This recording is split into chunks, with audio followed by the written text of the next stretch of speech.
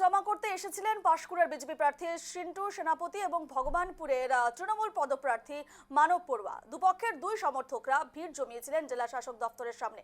দুপক্ষই একে অপরকে দেখে স্লোগান দিতে থাকে। আস্তে আস্তে তা বচসায় পরিণত হয়। মুহূর্তের মধ্যে অগ্নিগর্ভ পরিস্থিতির সৃষ্টি হয়। একে অপরের দিকে উত্তেজিত কর্মী সমর্থক তেড়ে আসে। কেন্দ্রীয় বাহিনী মুহূর্তের মধ্যে পরিস্থিতি নিয়ন্ত্রণে আনার চেষ্টায় লিপ্ত হয়। পুলিশ এবং কেন্দ্রীয় বাহিনীর চেষ্টায় পরিস্থিতি একেবারে নিয়ন্ত্রণে আসে। আপনাদের দেখাচ্ছি ছবি। একেবারে উত্তপ্ত পরিস্থিতির সৃষ্টি হয়। মনোনয়ন জমা দিতে এসে একেবারে উত্তেজনা ছড়িয়ে পড়ে। নিয়ন্ত্রণ করতে পুলিশ নিয়ন্ত্রণে নামে এবং এরপর কেন্দ্রীয় বাহিনীও সেখানে উপস্থিত হয়। মনোনয়ন জমা করতে এসেছিলেন পাঁশকুড়ার বিজেপি প্রার্থী সিন্টু সেনাপতি এবং ভগবানপুরের তৃণমূল পদপ্রার্থী মানব পড়ুয়া এবং দুপক্ষের দুই সমর্থকরা ভিড় জমিয়েছিলেন জেলা শাসক দপ্তরের সামনে এবং দুপক্ষই একে অপরকে দেখে স্লোগান দিতে থাকে। আস্তে আস্তে তা বচসায় পরিণত হয় এবং মুহূর্তের মধ্যে অগ্নিগর্ভ পরিস্থিতির সৃষ্টি হয়। একে অপরের দিকে উত্তেজিত কর্মী সমর্থক একেবারে তেড়ে আসে। কেন্দ্রীয় বাহিনী মুহূর্তের মধ্যে পরিস্থিতি নিয়ন্ত্রণে আনার চেষ্টায় লিপ্ত হয়। পুলিশ এবং কেন্দ্রীয় বাহিনীর চেষ্টায় অবশেষে পরিস্থিতি নিয়ন্ত্রণে আসে।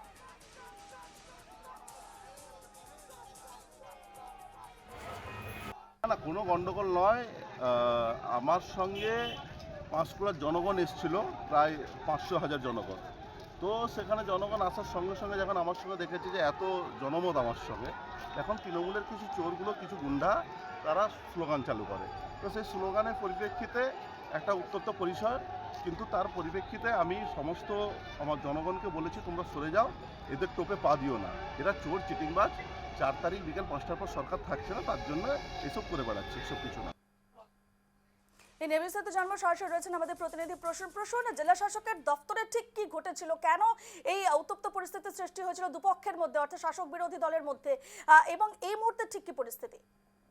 দেখো, যেটা বলে রাখা প্রয়োজন, আজকে মনোনয়নপত্রের দ্বিতীয় দিন ছিল আজ জমা দেওয়ার, এবং সেক্ষেত্রে আজকে পশ্চিম পাঁশকুড়া বিধানসভার যিনি বিজেপি প্রার্থী সিন্টু সেনাপতি, তিনি কিন্তু প্রায় 100 লোকজন নিয়ে কিন্তু আজকে জেলা শাসকের দপ্তর যে নিমতৌড়িতে সেখানে এসেছিলেন। এবং ঠিক ঢোকার মুমেন্টে দেখা যায় যে তৃণমূলের পক্ষ থেকে, অর্থাৎ ভগবানপুর বিধানসভা কেন্দ্রের মানব পড়ুয়া যিনি তৃণমূলের প্রার্থী, তারও বেশ কিছু লোকজন ছিল। এবং ঠিক জেলা শাসক দপ্তরের সামনেই দু পক্ষের মুখোমুখি হয়ে যায় এবং মূলত যেটা অভিযোগ, দুপক্ষের মধ্যে কিন্তু এর বচসা সৃষ্টি হয়। এবং মূলত যে তাদের তৃণমূলের যে অভিযোগ, যে তাদের মহিলাদের উদ্দেশ্য করে নানা রকম কটূক্তি করেছে বিজেপি সমর্থকরা।